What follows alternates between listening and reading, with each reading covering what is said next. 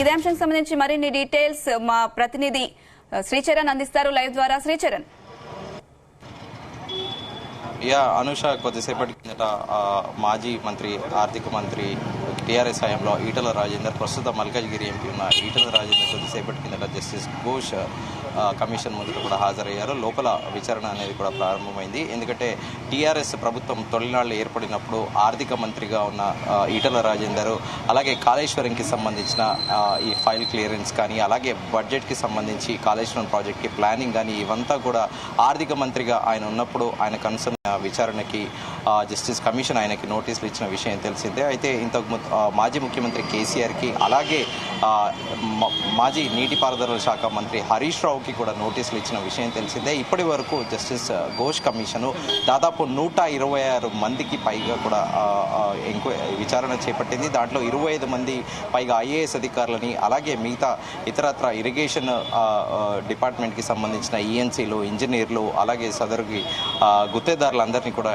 విచారణ చేపట్టిన విషయం తెలిసిందే. అయితే ఈ నెల 11వ తేదీన మాజీ ముఖ్యమంత్రి కేసీఆర్ కూడా విచారణకు హాజరు కానున్నారు. అంతకుముందు 9వ తేదీన మాజీ మంత్రి హరీష్ రావు కూడా హాజరు కానున్నారు. సో ప్రస్తుతము ఇక్కడ బీజేపీ కార్యకర్తలు, అలాగే బీజేపీ కార్పొరేటర్లు, అలాగే ఈటల రాజేందర్ అనుచరులతో కూడా ఇక్కడ చాలా కోలాహలంగా ఉంది. ఎందుకంటే పెద్ద ఎత్తున ఒక భారీ ర్యాలీకి అయితే ఎలా వస్తారో, సో దాదాపు 10 వెహికల్లో కూడా ఈటల రాజేందర్ వస్తారు.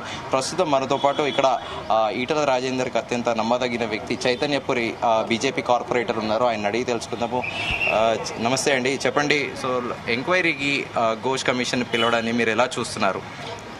ఇప్పుడు ఈటల రాజేందర్ గారు 7 పర్యాయాలు ఎమ్మెల్యేగా గెలిచిరు, ఒక పర్యాయం ఎంపీగా గెలిచిరు, మంత్రిగా పనిచేసారు. బాధ్యత గల వ్యక్తి కాబట్టి ఏమాత్రం సంకోచం చేయకుండా, సమయం తీసుకోకుండా ఘోష్ గారి కమిషన్ చెప్పిన సమయానికే, చెప్పిన టైంకే హాజరైనారు. ఇది వారికి బాధ్యత, అంటే రాష్ట్రం మీద, రాష్ట్ర ప్రజల మీద ఎలాంటి బాధ్యత ఉందో ఇది చెప్పకనే చెప్తున్నది. ఒకటి. రెండో విషయం ఏంటంటే, ఈ రోజున కాళేశ్వరం ప్రాజెక్టు తీసుకొచ్చింది ఈటల రాజేందర్ గారు కాదు.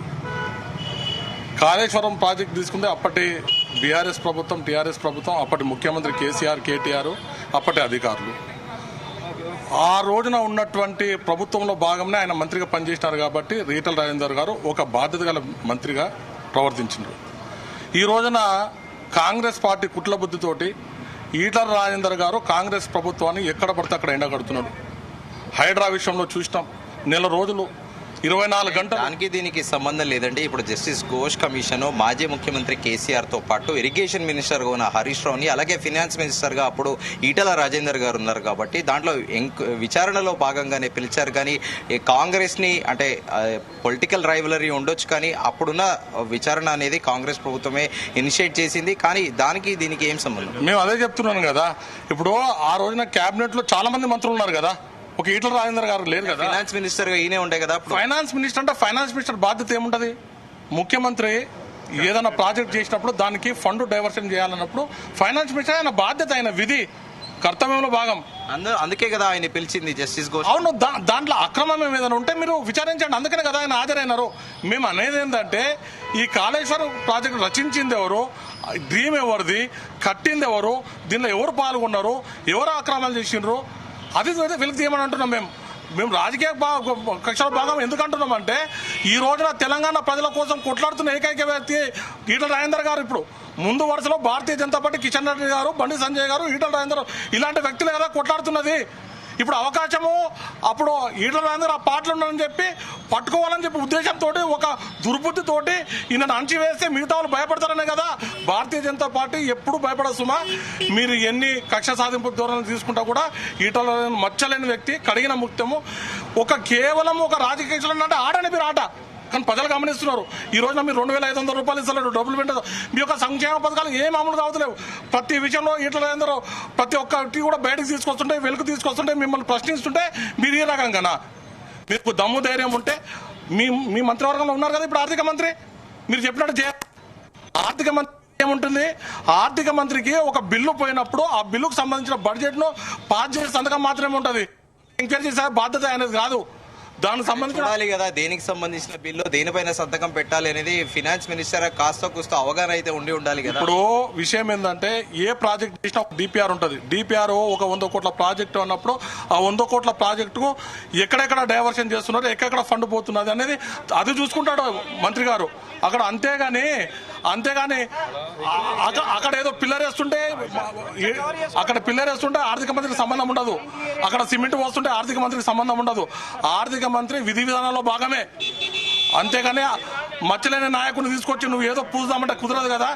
ఈ రోజున తెలంగాణ ప్రజల గొంతుకుని ప్రశ్నిస్తుందిక, తెలంగాణ ప్రజల గొంతుకై మాట్లాడుతున్నందుక మీరు ఈ కక్ష సాధింపు మేము అడుగుతున్నాం. మీరు చేస్తున్నది ఏంది? తీయండి, వెలికి తీయండి. మీరు ఏం లేదు, 4 పేర్లు రాసేసి 4 కమిషన్లు పెట్టేసి 4 నోటీసులు ఇచ్చేసి అయిపోతుందా? ఇదే మా ఫైనల్ కాదు కదా. ఎంక్వైరీ చేసినాక చెప్పండి. మీరు ఏమిట్లేదు, ఆర్థిక పరమైన భాగంలో ఆయన మంత్రిగా ఉన్నాడు కాబట్టి ఆయన సంతకం పెట్టిండు కాబట్టి మేము కేసు పెట్టమంటారా? మీరు కమిషన్ నోటీస్ ఇస్తుందంటారా? మేము అడిగేది ఏంటంటే మీరు నిజాన్ని నీకు తెలుసండి.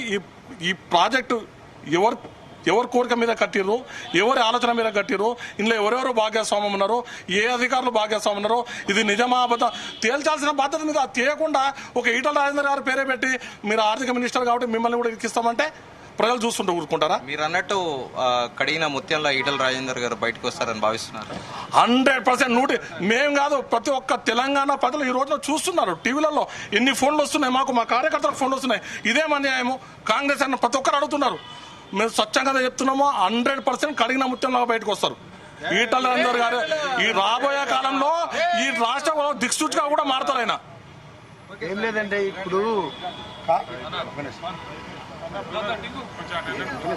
సో ఇక్కడ ఇది ఈటల రాజేందర్ అనుచరులు చెప్తుంది. తమ నాయకుడు ఖచ్చితంగా కడిగిన ముత్యంలా వస్తారనేది కూడా చెబుతున్నారు. సో ఇందులో భాగంగా ఇప్పటికే విచారణ కూడా ప్రారంభమైంది. ప్రస్తుతం మనం బీఆర్కే భవన్ దగ్గర ఉన్నది. లోపల ఎంతసేపు తీసుకుంటారో విచారణకు అనేది కూడా మనకి తేలాల్సి ఉంది. సో దాదాపు 20 నిమిషాలకు పైగా అవుతుంది ఈటల రాజేందర్ లోపలికి వెళ్ళి. సో జస్టిస్ ఘోష్ కమిషన్ ఎలాంటి ప్రశ్నలు లేవనెత్తుతున్నారు అంటే ఆర్థిక లావాదేవీలకు సంబంధించి, ప్రాజెక్ట్ డిపిఆర్ల గురించి పూర్తిగా మీకు ఐడియా ఉందా, మీరు బిల్లులు పాస్ చేసేటప్పుడు ఎలాంటి తీసుకున్నారు చర్యలు అనే దానిపైన కూడా ప్రత్యేకంగా లోపల విచారిస్తున్నట్లు కూడా మనకు సమాచారము. సో ఏదేమైనప్పటికీ ఇక్కడ బీజేపీ కార్యకర్తలు అలాగే కార్పొరేటర్లు అందరూ కూడా ఆశాభావం వ్యక్తం చేస్తున్నారు. అసలు ప్రాజెక్ట్ కట్టింది ఎవరు, ప్రాజెక్ట్ రూపకర్త ఎవరు, అసలు అరెస్ట్ చేయాల్సింది ఎవరు, ఎవరిని అరెస్ట్ చేస్తున్నారంటూ కూడా బీజేపీ కార్యకర్తలు తీవ్ర స్థాయిలో మండిపడుతున్నారు. ఖచ్చితంగా ఈటల రాజేందర్ కడిగిన ముత్యంలా బయటికి వస్తారని కూడా చాలా ధీమాగా చెప్తున్నారు.